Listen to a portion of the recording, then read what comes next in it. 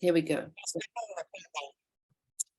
Okay, so good evening and thank you for joining us, everybody. I'm delighted to welcome Peter Korn to speak to us this evening. Peter is a plantsman, garden designer from Sweden, who's inspiring other garden designers internationally with his innovative approach to plants and planting.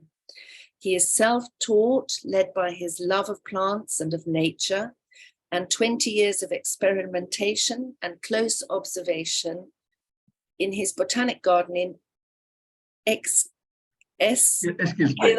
I knew I was going to make an error there. For your information, that's just south of Gothenburg on the west coast of Sweden, and it shares a latitude with Aberdeen in Scotland and Edmonton in Canada. So you may ask, why is he talking to the Mediterranean gardeners? But thanks to his techniques, he's been able to grow plants from a great number of different climates, despite the local soil being too poor and the conditions being too extreme. He's published a book, Giving Plants What They Want, which is available in English, and at the moment now is working further south in Malmö, where he has built another visionary garden with his partner, and he's also opened up or has a large nursery which provides the plants for his projects, because of course with his growing reputation and popularity as a garden designer, he's needing these to work on his projects. Thank you so much, Peter, for agreeing to talk to us. And if you'd like to share your screen now. Yeah.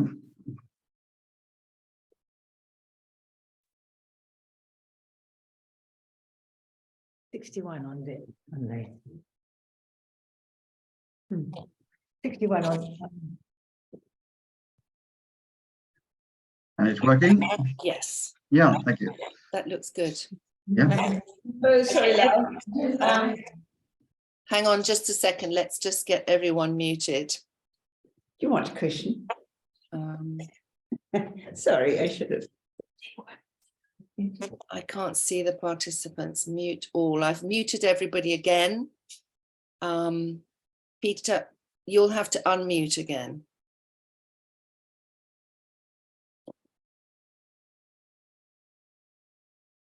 Hi, Peter. Peter? I got it. There you go. Yeah. Okay, well done. Sorry, there's always these little, mishaps and so on at the beginning. Welcome, welcome. Thank you for being with us. Yeah, thank you. And thank you very much for the presentation.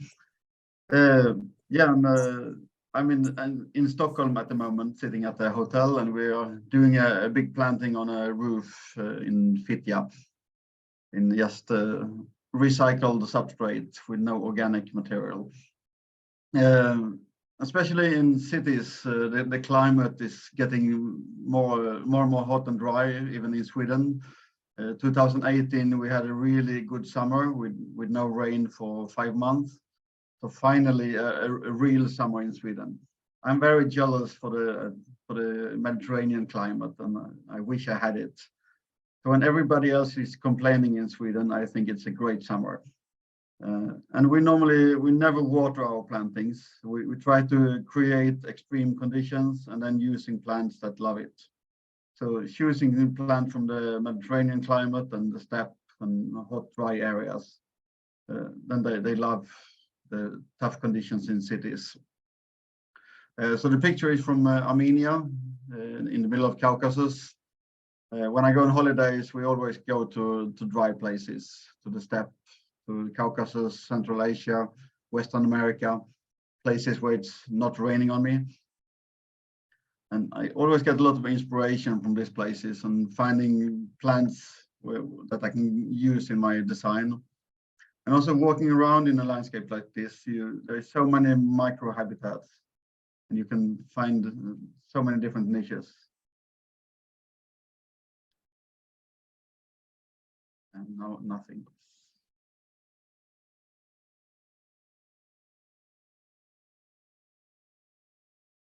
It's not moving.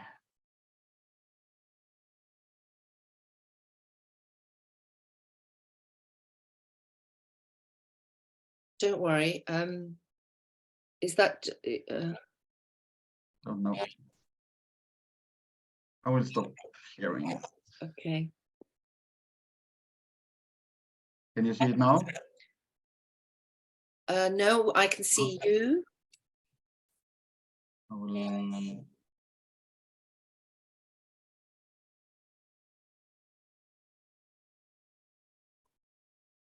You can still, from Yeah. as far as you are able to, from my end, you are able to share. So just give it another go, maybe. Can you see it now?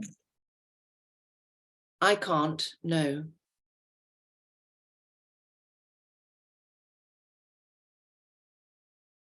It was there. Yeah, it was there. I will.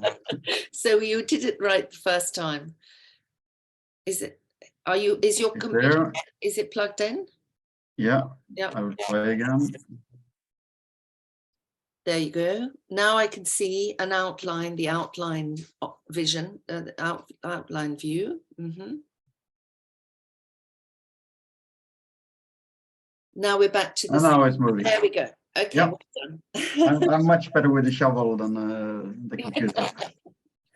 Yeah, so this is from the Pontic Alps in northern Turkey. It's also a very interesting area where the climate is similar to Sweden, but a little more extreme. This is on the dry side, where it's a really dry steppe climate, but quite cold in the winter. So also a lot of good garden plants for more extreme conditions. And from Central Asia, with the Eremurus, we were there in a good year together with James Hitchmore and Cassian Smith, just to study the steppe and how you can use that in public plantings. And it's great if you can get this effect in a big planting with thousands of just a few species to get this mass display. And then the next week there's something else replacing it.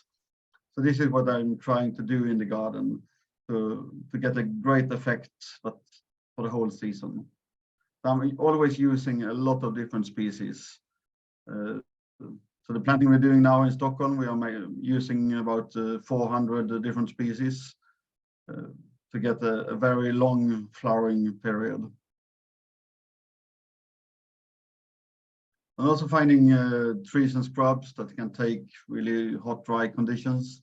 This is Pistacia in Central Asia, where it can easily get up to 50 degrees in the summer and also very cold in the winter. So probably also very good in a Mediterranean climate. And also for green roofs, this is on very shallow soil in Armenia. And there's so many species growing in this just 5-10 centimeter substrate. So all these plants will be perfect on a green roof. So all the solutions is always in the wild somewhere. So if you just go to a country that is a little more extreme than what you have. So if you live in France, maybe you should go to Morocco to find the plants, and then they will be fine with the dry summers. Just trying to find something more extreme, and they are fine with what you have. And if it's really dry, just go to the desert in America or Africa, because all these plants can take at least -10, but they need a really hot, dry climate in the summer. So they are difficult in Sweden. I can grow them in a greenhouse, but not outside. If I want to grow cacti, I have to take the one from Northern America, from Colorado and north. But for you, all these plants will be fine. And this year it was raining a lot in the deserts, and that happens quite rarely. So if it happens, I always try to go there. So I was there 2019 and this year, and suddenly the desert that is just brown for 10 years, it's just so bright and just covered with millions of flowers. But you have this in the Mediterranean area almost every spring. And if I had a Mediterranean garden, I would use a lot of these annuals to get a very colorful display in the spring and then let them go dormant in the summer. And then the reality. This was my old garden outside of Gothenburg on the west coast of Sweden. And the rainfall here was about 1,400 millimeters a year. So very wet. And the coldest I had was minus 32. It was one of the coldest and wettest spots in southern Sweden. And I had 2 hectares of spruce forests. And I wanted to grow Mediterranean plants and plants from Central Asia and Caucasus and all over the world. So I had to change it a little bit. So I was digging there for about 12 years. So I digged away the whole spruce forest and I reshaped the landscape and I added between 4,000 and 5,000 tons of sand to get good drainage. And when I sold the garden, it looked like this. When I started, you couldn't see any cliffs at all. So I had to do a lot of digging and it was all by hand. So I used a lot of shovels, but by creating these south-facing slopes, I could grow plants from Mediterranean climates and the desert. And so on the south-facing slope, I could have cacti from Utah, and then on the north side, there was primulas from the Himalayas. And so by creating all these micro-habitats, I could grow a wide range of plants. I think I had about 12,000 different species here. And I always try to plant them as they would grow in the wild, the cushions on the crest, the more perennials on the flat areas, sedum and sempervivums on the cliffs, and trying to create this landscape. And also building a lot of meadow-like plantings. And I'm also always mixing plants from all over the world to get a very long flowering season. So a lot of bulbs from the steppe in the spring, and then a lot of native flowers in the summer. And then in the autumn, they're replaced with more steppe plants and prairie plants. But it's always in full flower the whole season.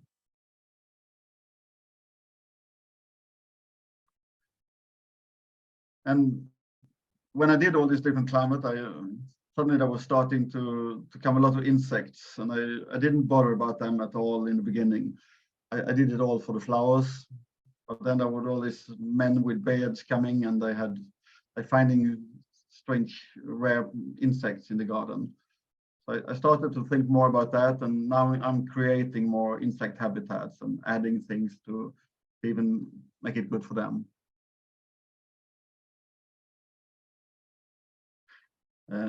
And it was a big garden, and in the end I moved to Skåne outside of Malmö. So I didn't have time to maintain the garden. But then in Sweden, we are in nature reserves, we are burning the grass in the spring. So I started to maintain the garden the same way. So every spring I went there with a gas burner and just burnt down the garden. It's the easiest and most effective way to maintain your garden. And it's really good for many plants.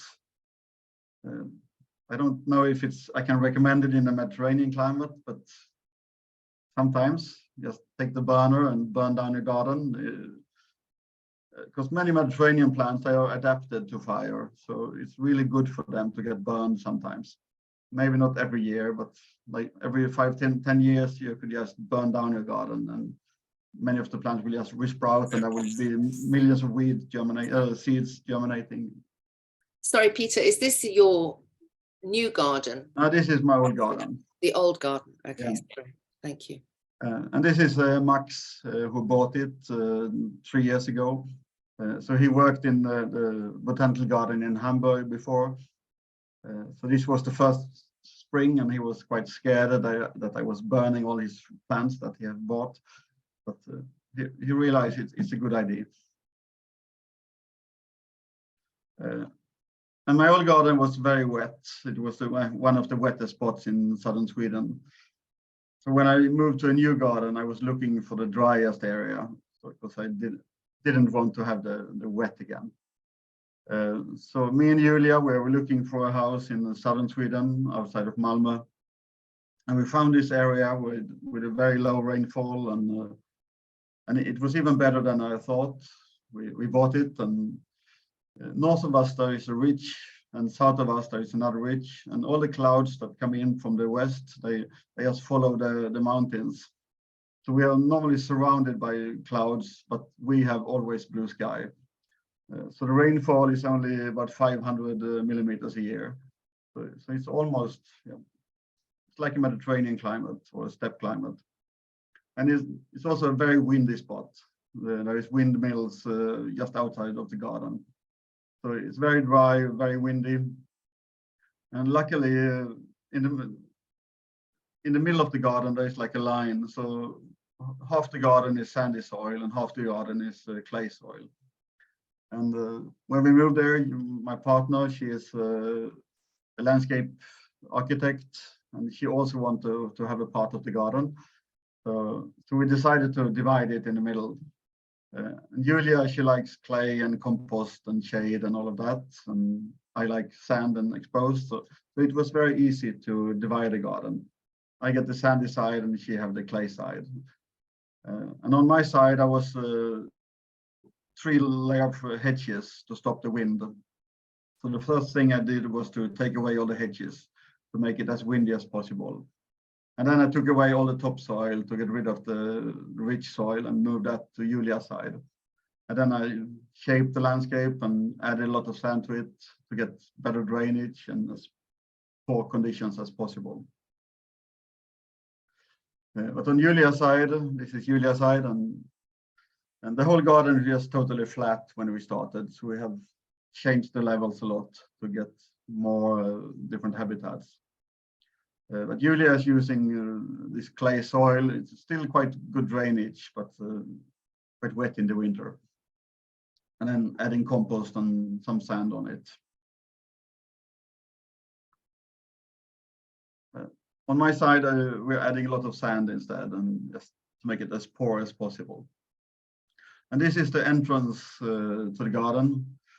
There was this very narrow line, maybe 30 to 40 centimeter, with brown grass most of the time. And this is a perfect spot for bulbs because they're really getting the baking in the summer. So we took away the topsoil and then just placed all the bulbs and added the 10 centimeter sand on top of them. And when I do a bulb planting, I use a lot of bulbs, and it should be in full flower for a very long time. So here we planted about 1,500 bulbs per square meter to get a really long display, because you want this effect, but here it's for 5-6 months. So this is perfect for a Mediterranean climate. So this is in March, same bed in April, May, June, and July. Just this narrow strip is just in full flower for 5 months. And then it's baking hot in the summer with the road, and it's get really hot and dry. And the bulbs get the baking and they come back nicely. So this could be perfect for all Mediterranean gardens, just using a lot of bulbs and then let them go dormant in the summer. And when you start to look messy, you can just trim it and have it bare, or adding annuals to it that will take over in the summer. So this year I have sown a lot of Eskilsby. So when the bulbs go dormant, there will be annuals taking over. So it will be in full flower until the autumn. And in your climate, this could be the whole winter. The bulb season can start in September and end in May. You can have almost 7-8 months with bulbs. But you need a lot of bulbs.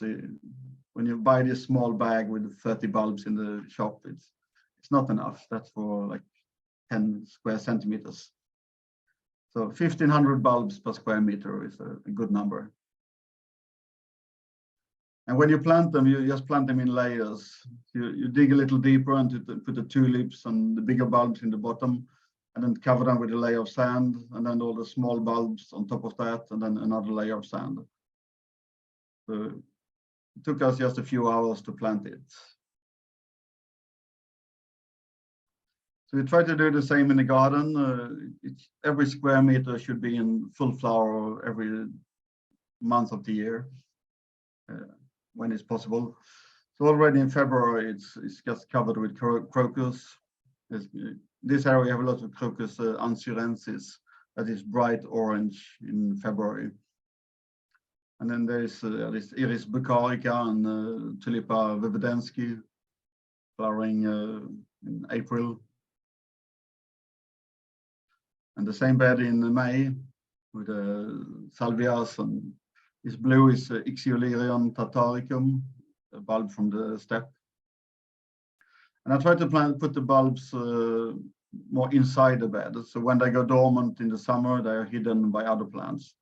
If you put them along the edge of the plantings, it will look really messy when they go dormant. You can just hide them inside the bed.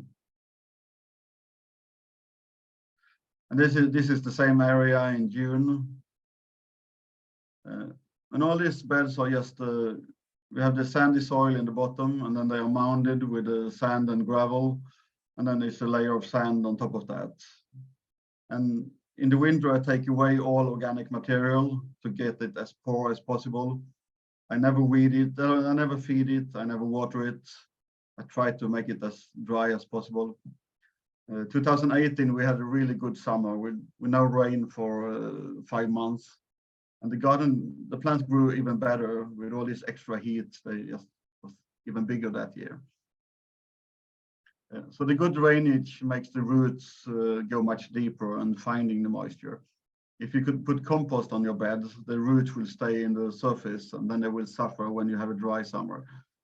So by creating really poor conditions, you force them to go deep. And I know James Basson, he's doing a lot of sand beds now in France with very good results. And we had a student from Los Angeles who was at Klinta for 5 months, and now he's doing sand beds in Los Angeles, and also with the same very good results.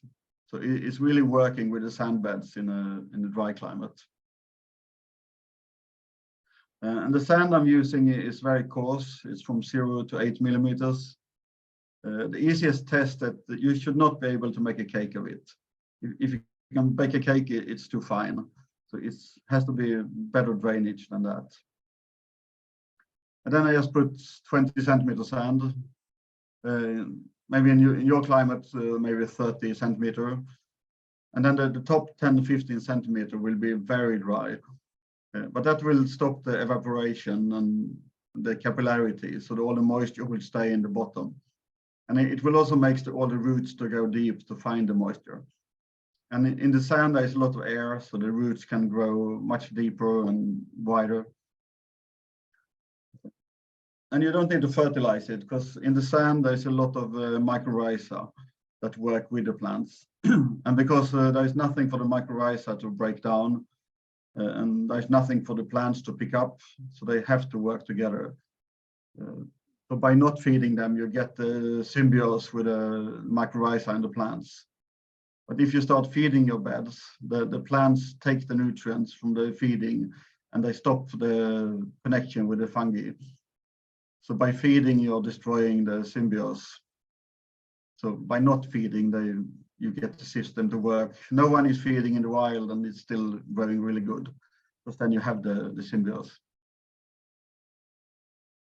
So the problem for me is to get it poor enough, just to stop it grow too much. And also here we are mixing plants from all over the world, and also a lot of different species in every bed to get a very long season.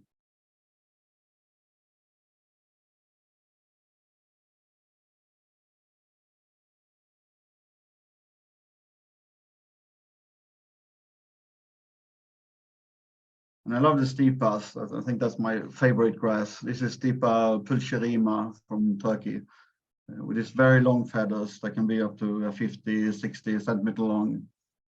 And they also stay for a long time, almost for 2 months. And on the steppe, you always find them on the hills on the south side. So even in a dry steppe area, they always grow on the most extreme places. And that's the same in the garden. I can't grow them in a flat bed. They need to be on a small hill, and always on the south side. And they have to have wind. They hate when it's not windy. So our climate is perfect with the windmills, and it's always very windy here. And I love all the irises. This is the Iberica elegantissima from Turkey. And they also need these hot, dry summers. And there's a lot of species from Israel and Jordan and that area that would be perfect for your conditions. And they always have these big, showy flowers.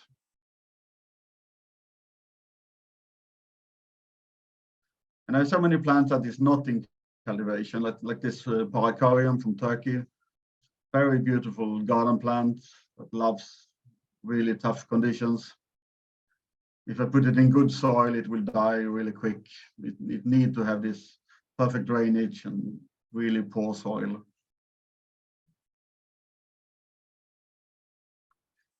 And then about 10 years ago, we started landscaping, and it was really difficult to find good plants, and also the quality was always overfed, and always in rich peaty compost. And when you take them out of the compost, it's really big plants with very small roots.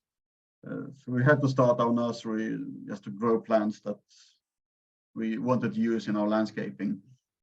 So we did all this frame. It's just 20 centimeter with just pure sand, no organic material. We water them once when we plant them, and then never more. And then when we need them, we just go out there and pull them up from the sand, shake them a little bit so the sand fall off, and then we put them in a bag and bring them to the project. So we have about 1,000 different varieties in the nursery, and then a few thousand more in the garden. And Jonathan is responsible for the propagation and the nursery. So it's me and Julia, and we have 2 full-time employees and 1 seasonal worker part-time. And we're always trialing a lot of different plants. And when we want to try a new genus, like we did a Pennisetum trial, then we just buy as many varieties as we can find, and then selecting the ones that work best in our climate. This is a redhead, and it's always flowering every year. Even if we have a cold, wet autumn, it will still do it. And then some of them flowering too early, and then they might seed too much. So just finding the best ones. And in the sand beds, they develop really good roots, because the lack of nutrients, they have to have much bigger roots instead. And then when we move them to a sand bed, they establish really quick. But also moving them to more normal soil is fine. But you can see the roots and how drought adapted they are. And then when going to a project, we just put all the plants in bags. And so here it's, I think it's about 12,000 plants and a student in the back. So we don't need a big trailer or no lot of pots, or it's very easy to transport a lot of plants. So when I make a sand bed, I always just put it on top of the soil. You should never if you make a ditch and fill it with sand, it's more like a pool, because when it's raining, it will all be filled up with water. So it should always be a raised bed to get as good drainage as possible. And I would say that's the same in your climate. A raised bed keeps the moisture much better and make the roots to go deep down and establish. So don't try to make it keep the moisture, because then they will be spoiled, and then they will suffer when there is no moisture left. So try to create as extreme conditions as possible. And the top layer of the sand will be really dry in the summer, but then the bottom is always moist. When you go to the sand dunes in the summer on the beach, when you put down your toes, it is moist when you get like 10 centimeters down. So the sand is very dry on the surface, but it's always moist in the bottom. So you think it's a dry bed, but it's the opposite. There's a lot of moisture in it.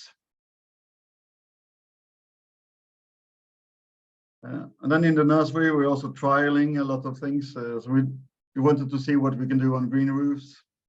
So we did all these tables that are between 10 and 40 centimeters deep. And then we fill them with different lightweight materials. And then doing different mixtures of plants, just to see what you can do, much more than sedums.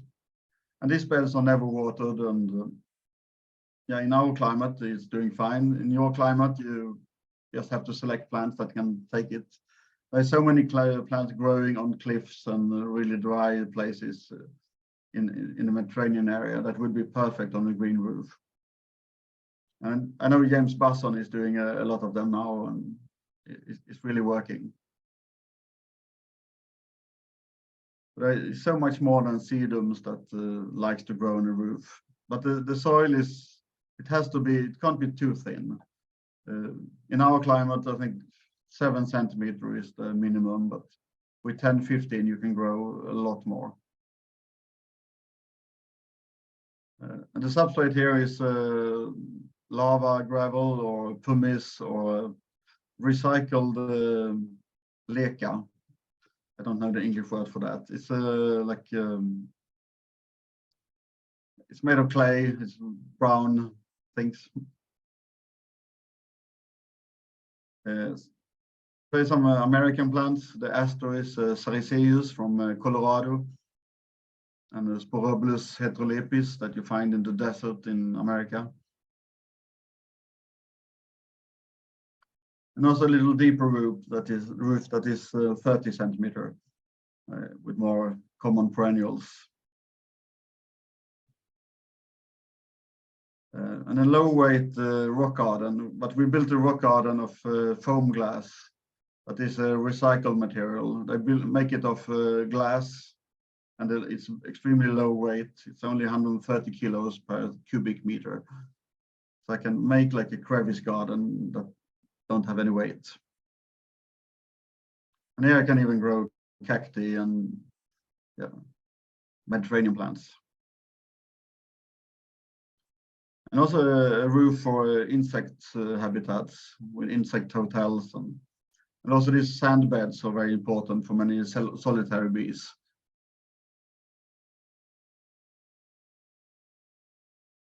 And a small like a garden roof with more ornamental plants.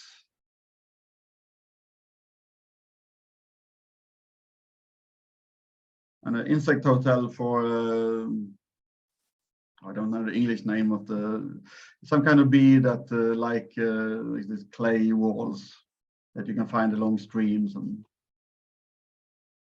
I like so it's just made of sand and clay and bricks that is not burned. They can drill holes in them. We're also trialing recycled material. Concrete is working really good.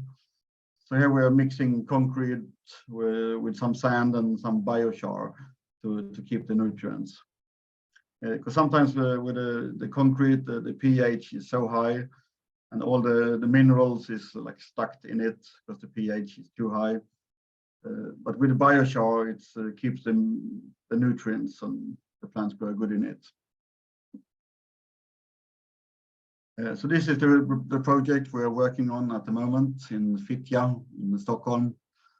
So it's all recycled material. It's crushed bricks and recycled sand and recycled crushed granite and some biochar. So the beds are between 10 and 60 centimeters. So we're planting 700-800 different trees and scrubs and 45,000 perennials.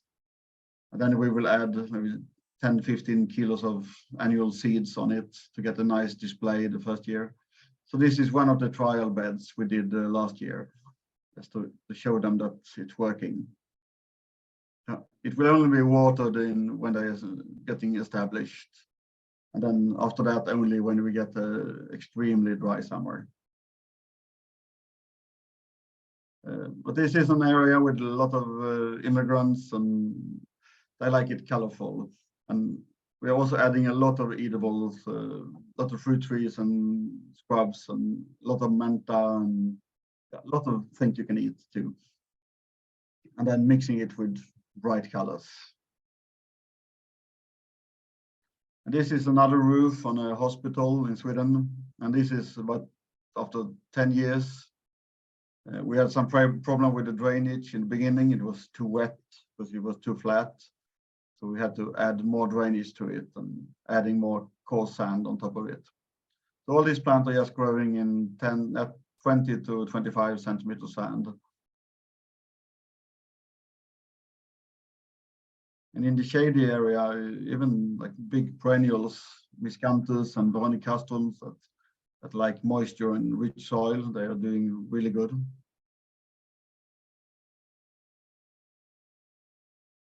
Also trying to get a long flowering season, but also keeping seed heads that is nice over the winter.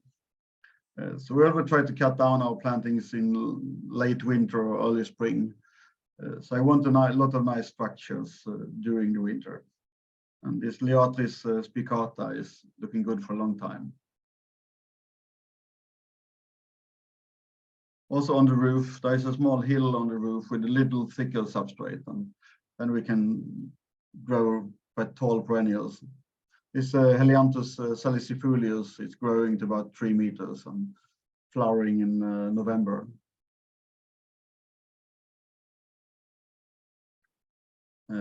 On top of the tall building, I think it was 15 floors, so very windy and exposed, and a perfect climate for pet plants. And this is also in Stockholm. So even here we can use like yuccas and opuntias and a lot of bulbs. We're also working with a company in Stockholm called Botanic, who is doing green walls. And the walls are built of concrete, and they are made on like bubble plastic, the biggest bubbles. And then in the bubble, the concrete gets thinner, and then you just make a hole and plant through the wall. And then on the back side is about 7 centimeter substrate.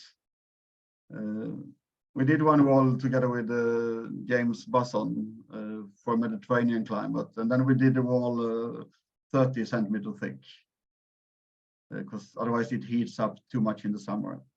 And it was in Jordan, so more like a desert climate. And it's perfect for all this drought-tolerant plant. And here it's only watered once a week, and I think it's too much. It would be better with every second week, because the plant gets a little too big. And this is just 4 months after planting. And you can probably recognize some plants like Santulinas and Anthemis and a lot of Artemisias. A lot of plants that you normally use in your gardens.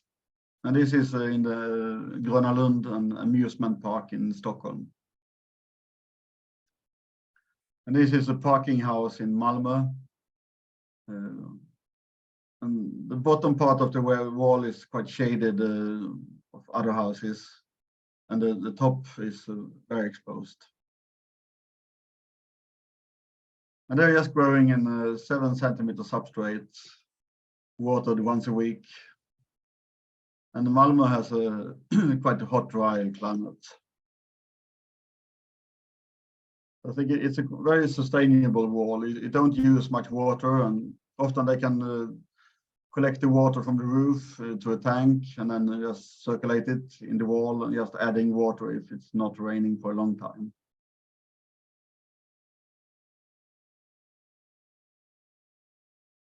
So we're doing all their outer walls. So it's all over Europe, We have sent some plants to Luxembourg today and doing one in Norway in 2 weeks, and Germany and all over Sweden. So they work fine even in northern Sweden and in Jordan and in a lot of different climates. So if you want a green wall, I can really recommend Botanic. It's a good wall. It's a good system. Then some years ago, we started to do more project for insects. So this is a sound barrier in a village south of Malmö. And I wanted habitats for insects, but it should also be good for people. So we designed this big wall, and there was another company building it. So the whole wall is very gravelly soil, a lot of sand, and then we just topped it with a 10 to 20 centimeter sand.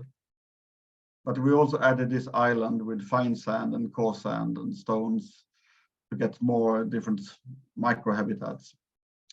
And then we did 17 different seed mixes, depending of the climate, from the ditch to on the east side with the exposed crest, on the west side and the south side, and so all different areas got their own seed mix. And it's quite expensive to buy seeds, so we collect a lot ourselves. So IKEA's laundry baskets are perfect for seed collecting. So during the summer, we just collect a lot of seeds. And then in the winter, when it's cold and horrible, we sit inside and clean them. And then we can use them for the next season. And we normally do the big sowings in the beginning of the autumn or late summer, in August, September. And then the plants have time enough to establish before the winter. They're big enough to survive the winter, and some seeds will germinate in the spring. So on this project, we sowed about 62 kilos of seeds. And then we wanted some areas for the public. So every area that is close to a parking or where people are moving, we added a lot of colorful flowers to it. Because this is not good for insects, but this is what people like. And if people like it, they don't complain to the city that they are wasting money on things. And you have to make it colorful too.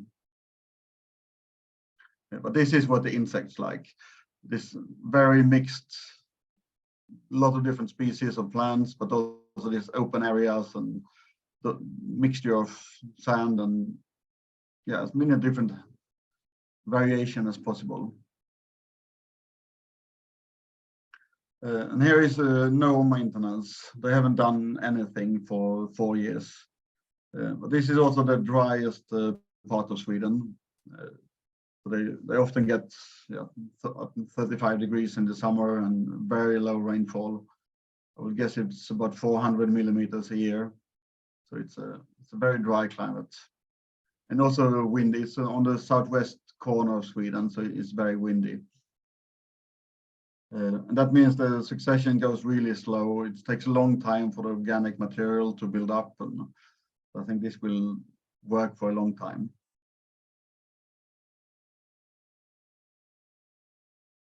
And there is a lot of insects finding it. So now we're doing excursions and courses there and checking what's coming. So even in August, this day it was 35 degrees, and there's still quite a lot of flowers, but also a lot of nice structures. And the bus stop is a little more ornamental, adding a little more flowers to it, but also there is a little more maintenance. So in the winter, they cut everything down and take all the organic material away. But they don't do any watering or weeding or anything. So I guess I spend a few hours a year on this planting. This is a hotel on the East Coast, close to the sea. It's a very sandy, the soil is just pure sand. Some of it is very fine and some is good for plants. So we just mounded the landscape and then planted and sowed a lot of native plants, but mixed with exotics to get a little more nicer display. And the maintenance here is also you have to cut it down in the winter and take away all organic material. This is a rain garden. Sometimes we're getting more and more of this extreme rainfall when we can get like 100 millimeters in an hour. So many cities are getting problem with that. The city centers get flooded. So we're doing a lot of rain gardens to take care of stormwater. So all these beds have a big reservoir under it. We just dig a big hole and fill it with coarse gravel and some biochar. And then there's a ditch that brings the water down to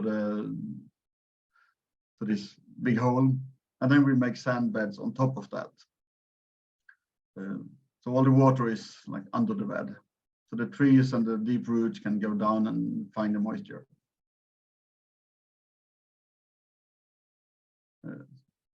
But most of the time when it's not raining, it's like very hot, dry steppe plantings.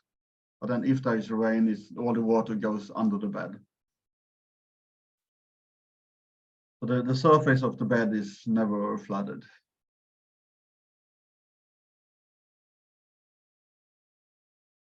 It's another meadow project, also mixing plants from all over the world, but a lot of natives. It's in Nybro, also a city on the East Coast with very dry summers. And the steppe plants really like it.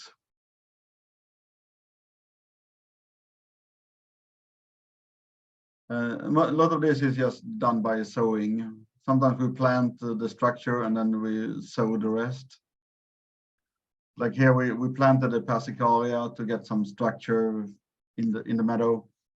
I think that's important. So you just don't have a lot of different species just mixed. It's always nice with some kind of structure. You can use a big grass or a big perennial or a scrub or something that hold it together.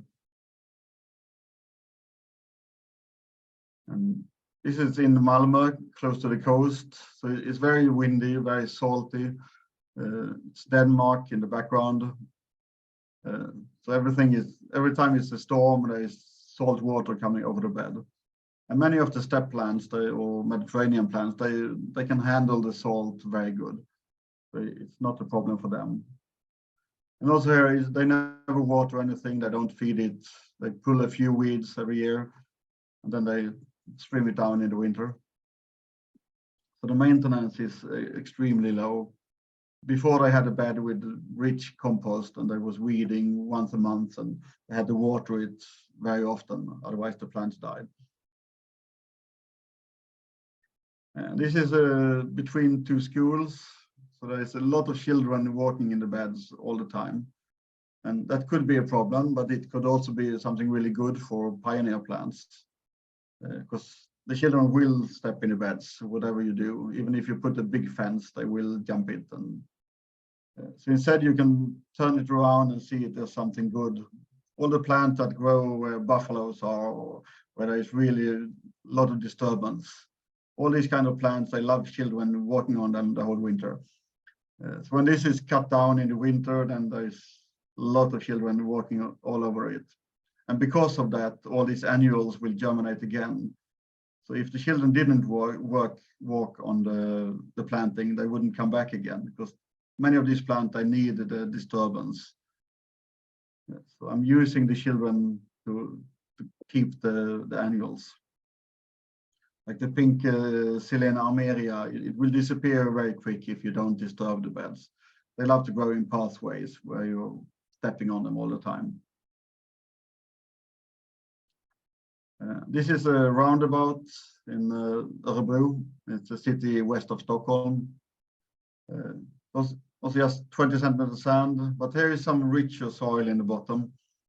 So many of the roots, we put, in this case, we put mypex under the bed because there was so many weeds, and it's a temporary planting, so it will be taken away. Normally, I never use any fabrics or in the garden, but in this case, we just had to. So we just put the Mypex over the weeds and then the sand on top of that, and then planted it. And it has never been watered, and it's the middle of the roundabouts, so it's very dry for Sweden in the summer. But using a lot of drought-tolerant prairie plants. And this is a small park also in Örebro. It was a flat lawn to start with, but there was a quite sandy soil below that. So we took away the topsoil, about 50 centimeter, and then we took the sandy soil and mixed it with more sand, about 30%, to get a better drainage. And then we reshaped the landscape, and we built the brick walls. You can walk down and sit in between the flowers. And then we top dressed with another 10 centimeter sand to get a good drainage on the surface. And I always try to keep the south facing slopes a little open for insects. And this little bee, there was a colony of it last year, and it was the first time in 100 years they found it in this city. And it found its a perfect niche in the city center park. And the planting is changing a lot during the season, with a lot of bulbs in the spring, and then early summer is like a lot of soft colors, and then in the autumn I want it really bright. And I was using about 17 different berberis in different colors. And in this park there was about 300 different species of plants in 300 square meters. And you need that many to get a really long flowering season, and also adding a lot of interest to it. And it's like a very ornamental meadow if you look over it. But then when you walk around, there's a lot of different details. And nice seed heads for the winter.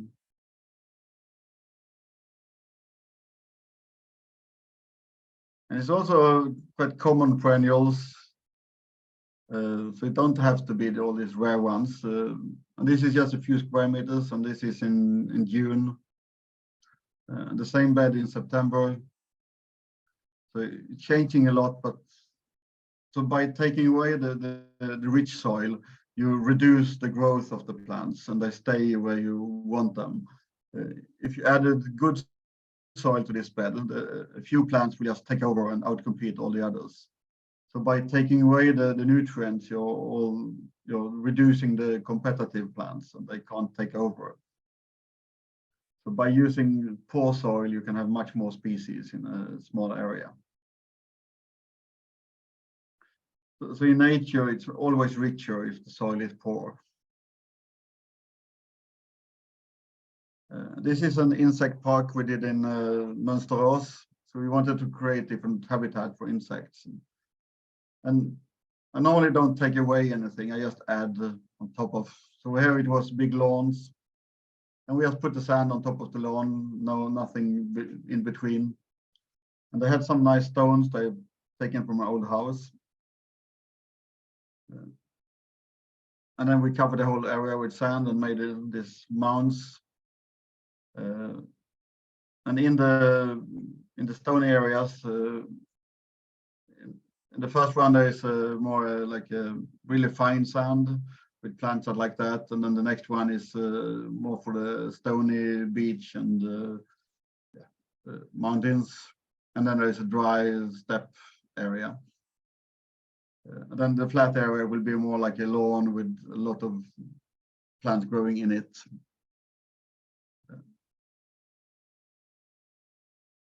And another area will be more meadows, but also a lot of dead wood, where we drilled a lot of holes.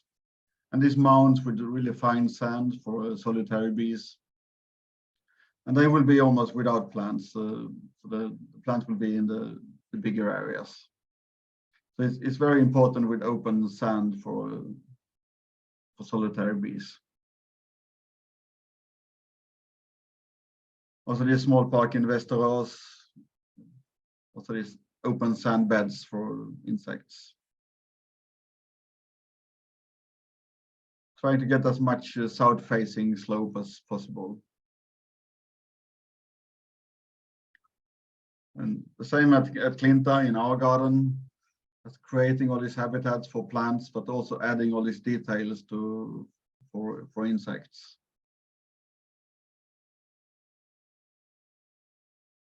So here I always try to make it as hot and dry and poor as possible. So always south-facing, raised beds, no compost, no watering. Yeah, I want to have it as you have it. So I should move to Greece or something. We have some friends who moved to Greece, to Peloponnesus, and I'm very jealous of their climate. We are suffering here for a few months. The trees are just getting green now. So for insects, it's really important with this standing dead wood, and then when it gets rotten, it falls, and then it's good for another group of insects. So it's good to add a few every year.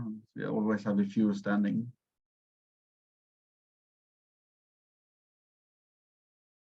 So here we mixed it with a lot of native plants, but also with the annuals to get a nicer display.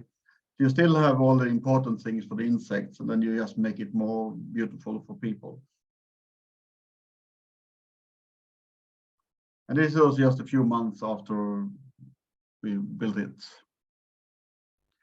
So we use a lot of annuals the first year to get a nice display, and then the slow growing perennials can just grow slowly, and when they're ready, they do this display.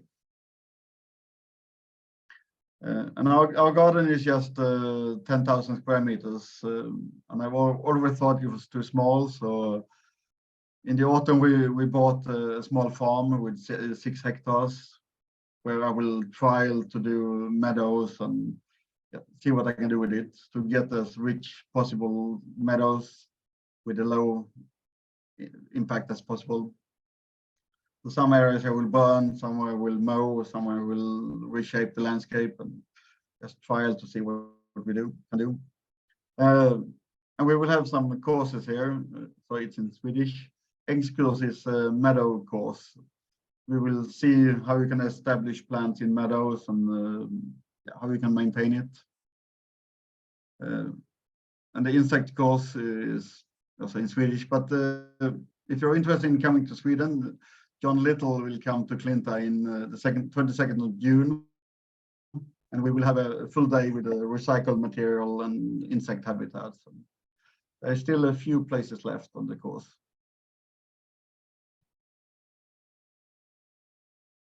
So here the moss is a big problem in our climate, especially now with the milder winters. The moss grow all the time, and it's covering all these dry areas. So when you want to make a meadow, you have to get rid of the moss first. And I have no idea what that vertikalskärare. It's a machine that takes away the moss from the lawn. We use that on the meadow to get rid of most of the moss, and then you can sow seeds on top of that. I guess you don't have the problem with moss as we have, but in many meadows, this organic layer stops seeds from germinating. So the disturbance is very important. So with less grazing and less disturbance, there will be less flowers. So more goats and more children.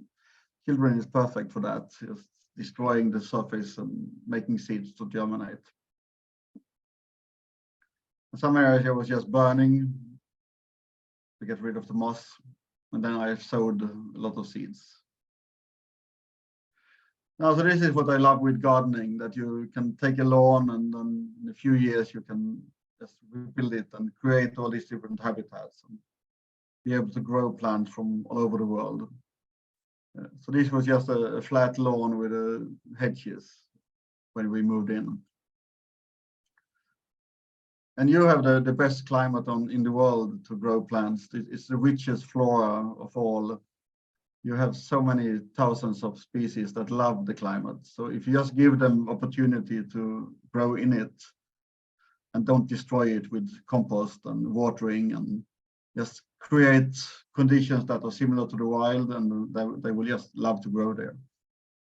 So by creating this good drainage and poor soil, you can grow so many more plants. So don't spoil your plants, just make them suffer to hardiness. And then some years ago, I went to Olivier Philippi and Clara's nursery in France together with James Basson. And Olivier and Clara, they came to visit us at Klinta a few years ago. And he was really fascinated that we could grow so many Mediterranean plants in Sweden. So he wanted us to trial a lot of his plants. So we ordered about 350 different species from him to trial at Klinta. And he wanted us to kill as many as possible to see which one is really hardy. And then I had to build this Mediterranean area where we're trialing a lot of Mediterranean plants from all Mediterranean climates, from South Africa and the Mediterranean and California, and many of them is doing really good. Some of them behave different. Some of the flumy scrubs, it's too cold for us in the winter, so they behave more like perennials. So they freeze down, but then grow back again in the summer. Now we have had 2 very cold winters for us. It was -15 this winter, and also last winter. But the problem was it was raining for 2 months. So from December to January, we got about 600 millimeters of rain. So we got the annual rainfall in 2 months. And then it went down to -12 and -15 during that. And many plants didn't like that. But I can see now many of them are coming back. There's new sprouts coming, and I think most of them are fine. Cistus didn't like this winter. They all look very suffering, but I hope they will recover. But still, there is so many of them. These plants are doing perfect in our climate, but it's because of this. I try to make it as hot and dry as possible, and make them suffer. And I think you should do that too. Just create better drainage, less good soil, stop watering, and just make them establish, and then they can handle a lot more. Yeah, and we have a long winter, and but also then all the seed heads. I always try to think of the winter when I'm planting, just adding grasses and other structures that will look good even when they're not in flower. And for us, it's the winter that is long and brown and gray. For you, it might be the summer, but you can do the same, just using seed heads and let it be summer. Let the garden go dormant. You can have it green the rest of the year and then enjoy the seed heads during the summer. It don't have to be green all the time. Don't fight the climate too much.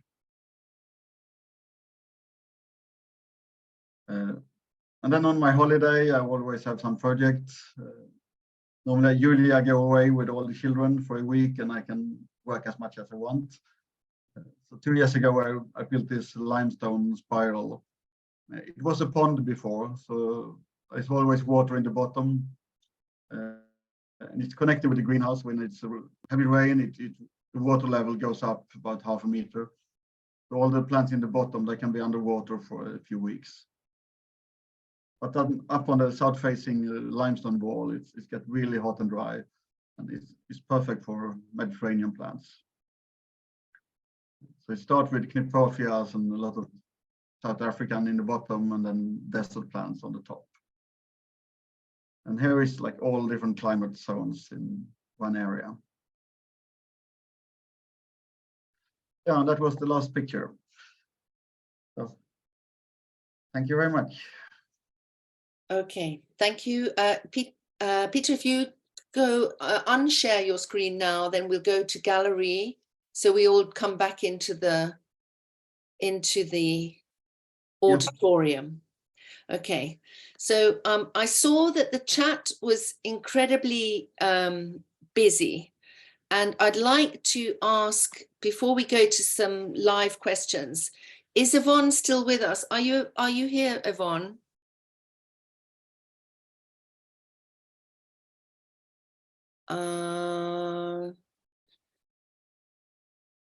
Maybe she's gone. Okay. Is there somebody else? Perhaps Emma Bannister. Will you just read out some of the questions from the chat? Would you mind doing that?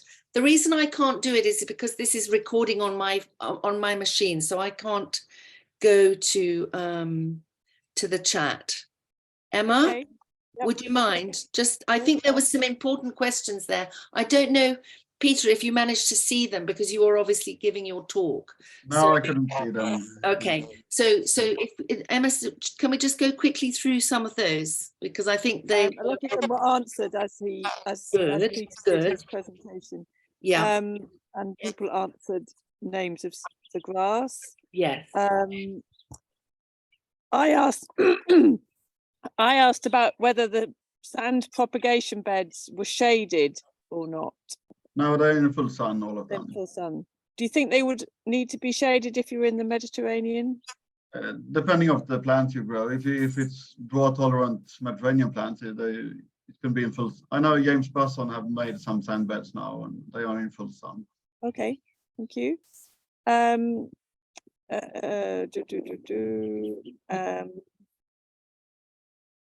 Assembly of green wall, what is the structure? But then someone put the link to the manufacture of Butong. Yeah. So presumably, do you have a list of plants that you have used? Or maybe a nursery list?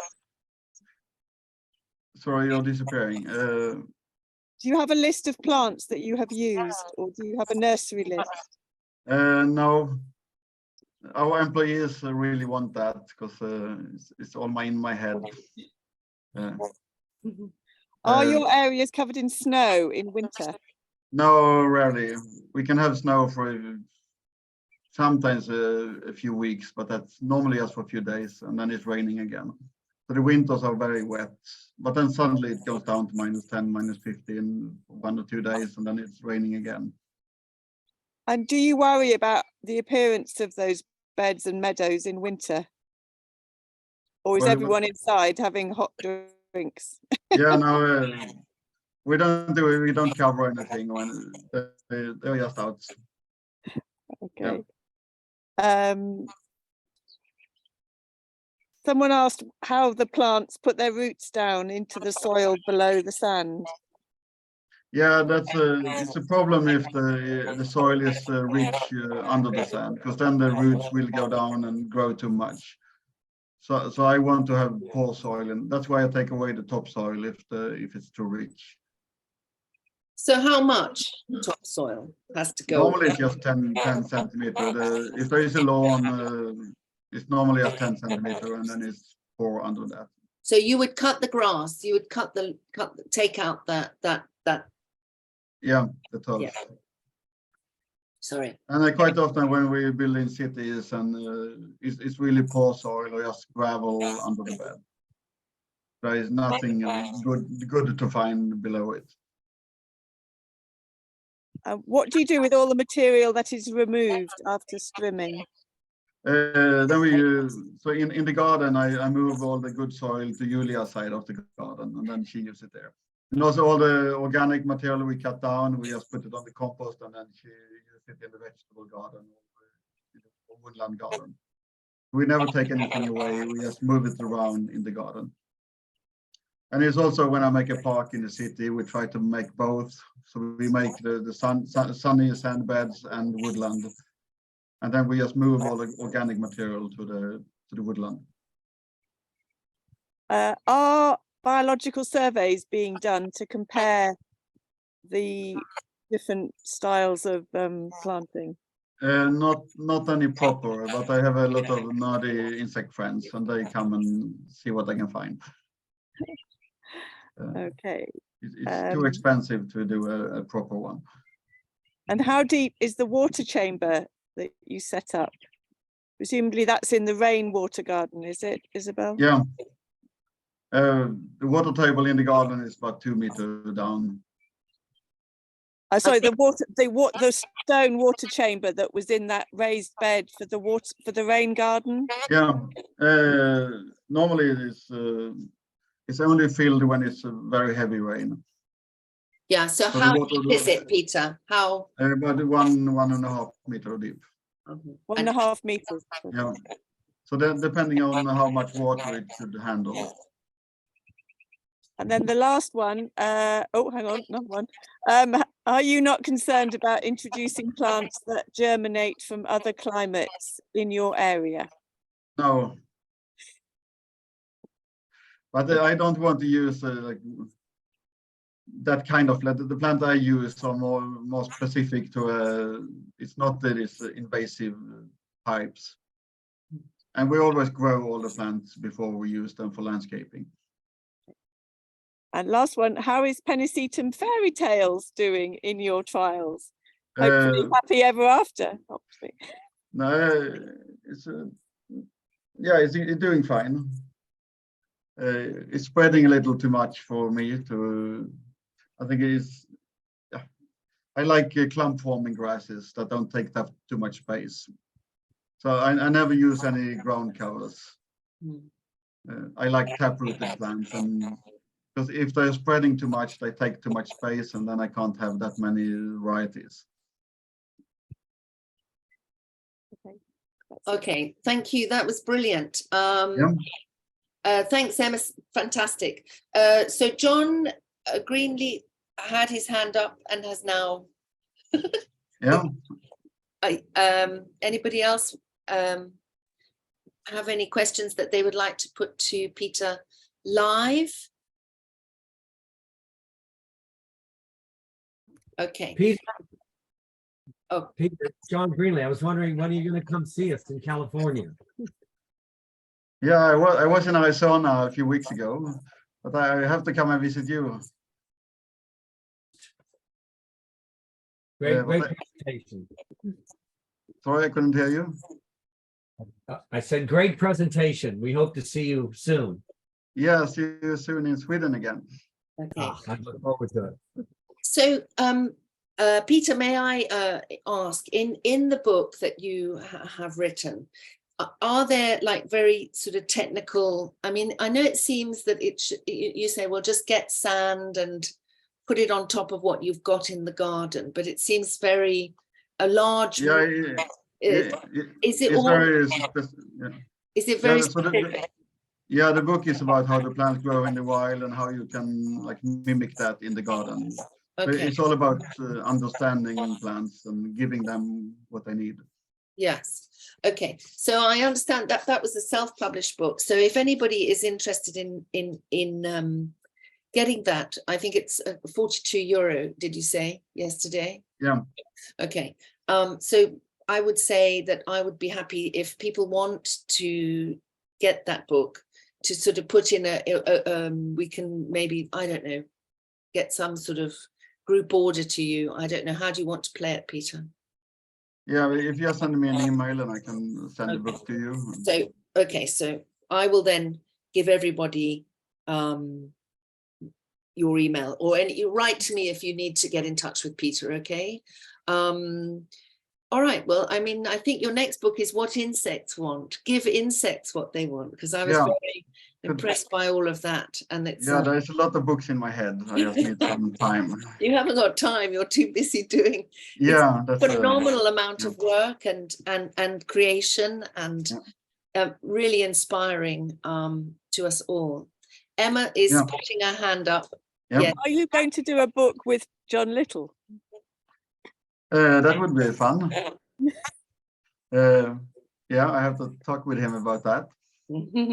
I would buy that. Yeah. Okay. And I can see Christina Friele is in the audience, and she has promised to help me with my next book. Uh-huh. Okay, good. All right, everybody. Well, thank you so much, Peter. That was wonderful. And you know, I'm very grateful for your time and your expertise and sharing with us. I think we all learnt a new way of looking at our potential plantings. So thank you. Yeah, and I'm very jealous of your dry climate. I think Use it. Yeah. Well, I guess I suppose, oh, now somebody is actually putting oh no, somebody's putting a yellow clapping a reaction up. So I think we can all echo that. Thank you so much again. Thank you to everybody for supporting the talk. Thank you to you. Thank you. Yeah, and we'll see you in the autumn. See you in the autumn. Thank you. Thank you, Angela. Take care, for everybody. everything. Bye. Bye. Bye-bye. Bye. Bye.